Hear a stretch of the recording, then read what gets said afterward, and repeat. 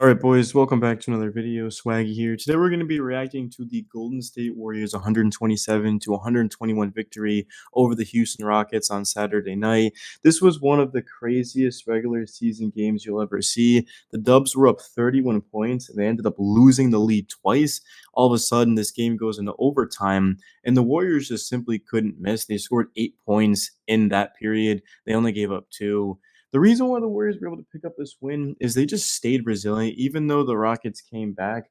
We saw Brandon Bazemski hit clutch shot after clutch shot, and then in OT, John Kaminga just took over. I mean, Draymond Green ends up fouling out, and kind of happy he did, if I'm being honest. I mean, Dre had a good game. We'll get in him in a second here, but Kaminga, there's something special about him, and I continue to tell everyone this, that the Warriors, they've got not only the best bench in the league, but they've got a lot of good young talent on this team. It's not just, of course, Kaminga. They've got Moses Moody. They've got Bazemski. They've got, of course, their starting center, who is Trace Jackson Davis. I mean, this team is just loaded. We also saw Buddy Hield go out there. He was averaging 21 a night. Coming into this one, he ends up scoring 27 on 9 of 14 from the field, but he didn't miss a single shot in the first half. Is a large reason why the Dubs were up so big in that.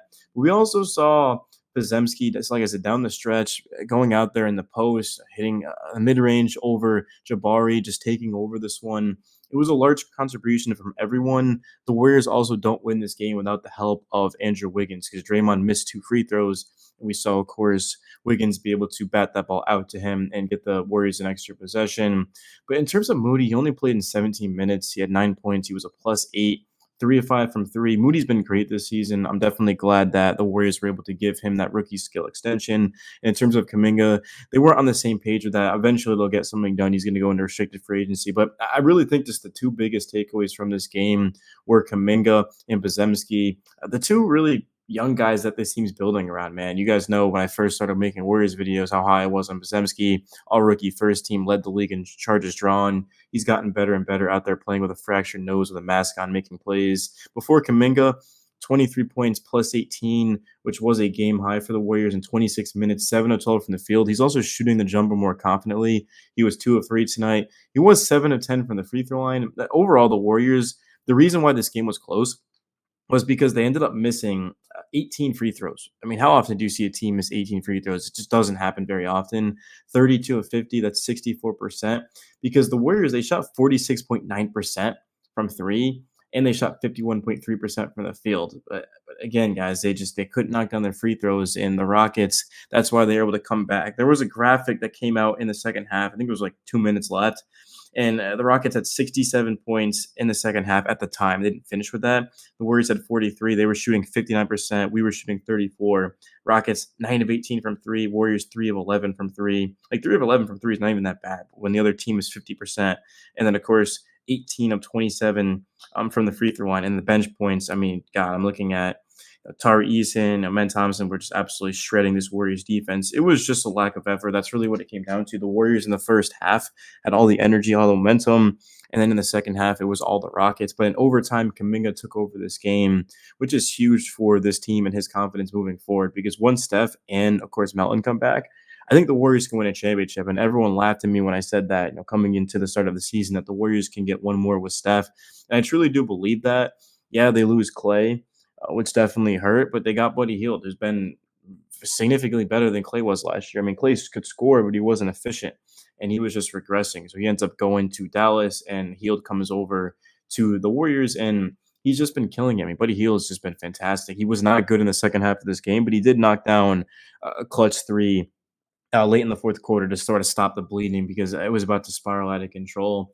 But in terms of the rest of the guys out there, I mean, I thought Andrew Wiggins, he comes back. He was 3 of 9, was 2 of 4 from three, 15 points. I would say it was a good game overall. Wiggins definitely looked rusty, just kind of like when he came back into the preseason after missing it. He looked rusty, and then Wiggins missed some time, and he ends up looking rusty. But again, Wiggins is going to be one of the biggest keys, maybe the biggest key outside of Steph, to this team being able to win another championship, because we saw back when the Warriors got that one in 2022, Wiggins was the second option. He was lethal from three. He was just an overall really good 3-and-D type of guy, and the Warriors are hoping to get Wiggins back to that because last season he was not there, which is understandable because of what he went through, man. Obviously, losing the death of a loved one. Jackson Davis played in 13 minutes. at 6 points, 3 boards, and 3 assists. Kevon Looney, 21 minutes, 7 boards, block, steal, 2 assists, 7 points. Good game for Looney, man. He was a plus 12. Very good game. I'm underestimating it. The bench overall was fantastic. I mean, the bulk of the bulk of the points came from the bench. I mean, I don't have a calculator on me, but without question, the bench scored more points, I think, than the starting lineup. I'm gonna actually let's look that up. Where's my phone? I'm actually kind of curious. I need my phone. Yeah, because the bench was just like the bench literally put the team on its back. Kaminga, Buddy, Looney. I mean, these guys had great games. So 23 plus 7 plus 2 plus 9 plus 27 plus 3. That's 71. And then 14, 6, 15, 9, 12. Yeah, okay, without question, man. Without question. Yeah, so the majority of the points tonight came from the bench. And you got to remember, too, I mean, this isn't even exactly the full bench because once you have Steph and Melton out there, well, you're moving, Bazemski essentially.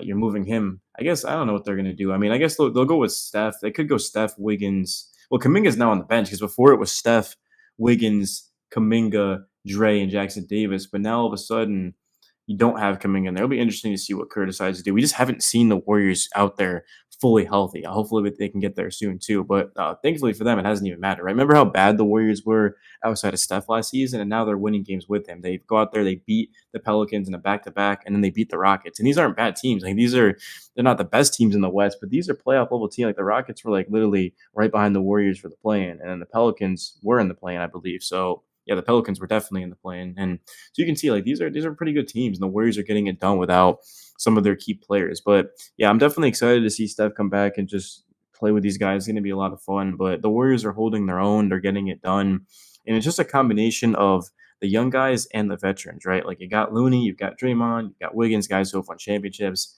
and then you've got your Bazemskis, your Moody's. Well, Moody won a championship, but you guys know what I mean. Just the young guys, getting the more reps. Gary Payton, definitely throw him out there for veterans. Buddy Hield, Kyle Anderson, and Waters. He is a veteran, but we haven't really seen much of him. But he's now starting to be a consistent part of the rotation. I think even when the Warriors are fully healthy, he should continue to play.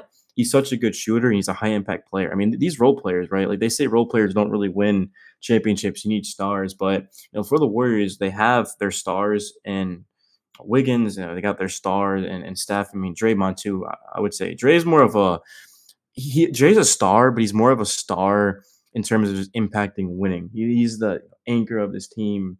He's the bruiser, the bruising force, right? And then you've got just your Buddy Hields, you've got your Moody's, right? Bazemskis, these guys that are just going to go out there and make championship level plays. So I'm definitely excited about the Warriors moving forward. It is my first time covering them, so I feel like I'm a little bit rusty, and I'm a football guy to begin with. But rooting for this team without question, and they are now 5-1 on the year, which is just fantastic, right? I don't want to say I told you so because it's too early, but I told you so, man. This is just the start. Peace, guys. Later.